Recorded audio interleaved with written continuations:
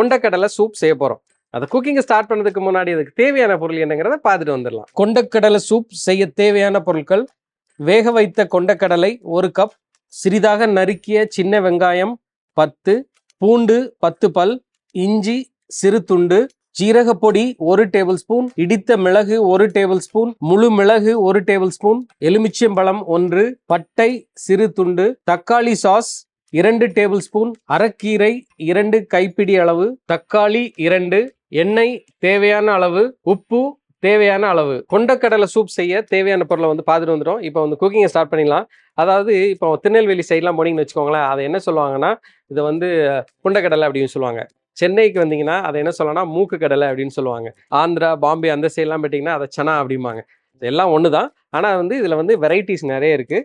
இன்னைக்கு நம்ம யூஸ் பண்ணது என்னன்னா, இந்த கொண்டக்கடலை, வெள்ளை கொண்டக்கடலை தான் யூஸ் பண்ண போகிறோம். இந்த வெள்ளை கொண்டக்கடலை நான் என்ன செஞ்சுருக்கேன்னா, நல்லா ஊற வச்சு ஒரு 5 நிமிஷம் வேக வச்சு எடுத்திருக்கேன். அதை சைடில் எடுத்து வச்சுருக்கோம். இந்த கொண்டக்கடலை இந்த கொரோனா பீரியட்லலாம் பார்த்தீங்கன்னா நிறைய யூஸ் பண்ணோம். ஏன் அப்படின்னா அதில் ஹெல்த் பெனிஃபிட் நிறைய இருக்குங்க. ஏன்னா நீங்கள் வீட்டில், அதாவது அட்லீஸ்ட் வாரத்தில் ஒரு முறையாவது என்ன செய்யணும்னா, இந்த கொண்டக்கடலையை நீங்கள் கண்டிப்பாக வீட்டில் சின்ன குழந்தைங்களுக்கு கொடுத்தீங்கன்னா அது என்ன ஆகும்னா, நோய் எதிர்ப்பு சக்தியை அந்த குழந்தைங்களுக்கு கொடுக்கும். அதனால இந்த மாதிரி சூப் ரொம்ப சிம்பிள், ரொம்ப ஈஸி, குயிக்காக நீங்கள் செஞ்சு கொடுத்துடலாம். இது கண்டிப்பாக நீங்கள் வீட்டில் ட்ரை பண்ணி பாருங்கள். இப்போ நம்ம என்ன செய்ய போகிறோம்னா, ஒரு மண்சட்டி எடுத்திருக்கேன். அந்த மண்சட்டி நல்லா சூடாயிருச்சு.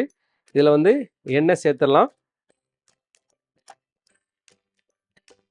எண்ணெய் நல்லா சூடாயிருச்சு. சின்ன வெங்காயம், இப்போ எங்கள் ஊர்லலாம், அதாவது திருநெல்வேலிலாம் என்ன சொல்லுவாங்கன்னா உள்ளி அப்படிம்பாங்க. சில இடத்துல என்ன சொல்கிறாங்கன்னா சின்ன வெங்காயம் அப்படின்னு சொல்லுவாங்க. ஸோ அதையும் என்ன செய்யலாம்னா இதை அப்படியே சேர்த்துலாம். இப்போ நம்ம சின்ன வெங்காயத்தை சேர்த்தாச்சு. இதை லைட்டாக அப்படியே வதக்கி எடுத்துக்கலாம். இப்போ அந்த சின்ன வெங்காயம் நல்லா வதங்கிருச்சு. 2 நிமிஷம் ஆயிடுச்சு. இப்போ நம்ம என்ன செய்யறோம்னா, முழு மிளகு அதையும் இதில் சேர்த்துலாம். மிளகு எவ்வளோக்கு சேர்க்குறீங்களோ அவ்வளோக்கு என்ன ஆகும்னா, அந்த சூப் நல்ல டேஸ்ட்டும் வரும், ஃப்ளேவரும் வரும். இதில் பட்டை, கருவேப்பிலை நல்லா அப்படியே மிக்ஸ் பண்ணி விட்டுருங்க. இதில் என்ன செஞ்சுருக்கேன்னா, அதோட இஞ்சி பூண்டை தொலியோட நல்லா நச்சு எடுத்திருக்கேன். அதையும் இதில் அப்படியே சேர்த்துலாம். ஒரு 2 நிமிஷம் நம்ம வதக்கிக்கலாம். ஏன்னா அந்த இஞ்சி பூண்டுடைய பச்சை வாடை போகிற வரைக்கும் மசாலா சேர்க்க போகிறோம். ஜீரகப்பொடி, அதோட தக்காளி அதையும் இதில் சேர்த்துலாம்.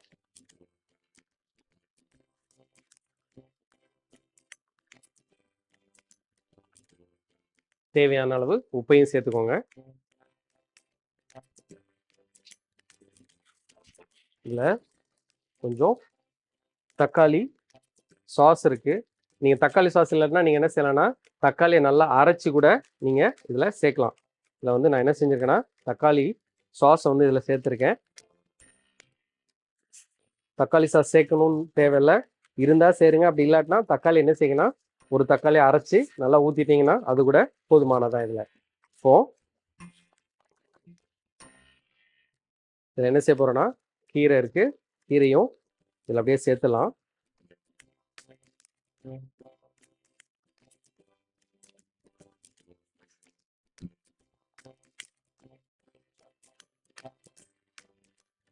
கொண்டக்கடலை அதையும் இதில் அப்படியே சேர்த்துருங்க.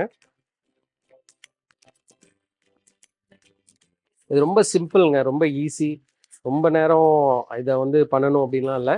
குயிக்காக ஈஸியாக நீங்கள் வீட்டில் செய்யணும் அப்படின்னா இது இந்த மாதிரி சூப்பை நீங்கள் செய்யலாம். ரொம்ப ஹெல்த்தியானது கூட, சின்ன பிள்ளைங்களுக்கு கூட நீங்கள் இதை செஞ்சு கொடுக்கலாம்.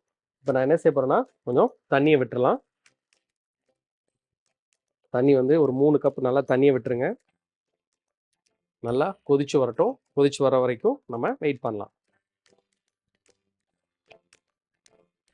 இப்போ அந்த தண்ணி நல்லா கொதிக்க ஆரம்பிச்சாச்சு. கடைசியில் நம்ம என்ன செய்ய போகிறோன்னா, கொஞ்சம் புளிப்புக்கு எலுமிச்சம்பழத்தை அப்படியே புளிஞ்சு விட்டுருங்க. நேரத்தில் நான் என்ன செய்ய போகிறேன்னா, இந்த எலுமிச்சை தோலை இதை அப்படியே லைட்டாக துருவி அதில் உள்ளே போட்டுடலாம். ஏன் அப்படின்னா, இது ஒரு நல்ல ஃப்ளேவர் கொடுக்கும். ஆனால் கசக்காது. இந்த சூப்புக்கு இட் என்ஹான்ஸ் த ஃப்ளேவர். அந்த ஃப்ளேவர் நல்லா இன்க்ரீஸ் பண்ணி கொடுக்கும். இதை அப்படியே நல்லா மிக்ஸ் பண்ணிடலாம். அப்படியே இடிச்சு வச்சிருக்கேன். இந்த மிளகையும் இதில். இப்போது நம்மளுடைய கொண்டக்கடலை சூப் வந்து ரெடி ஆயிடுச்சு. இதை எடுத்து அப்படியே சர்வ் பண்ணிடலாம்.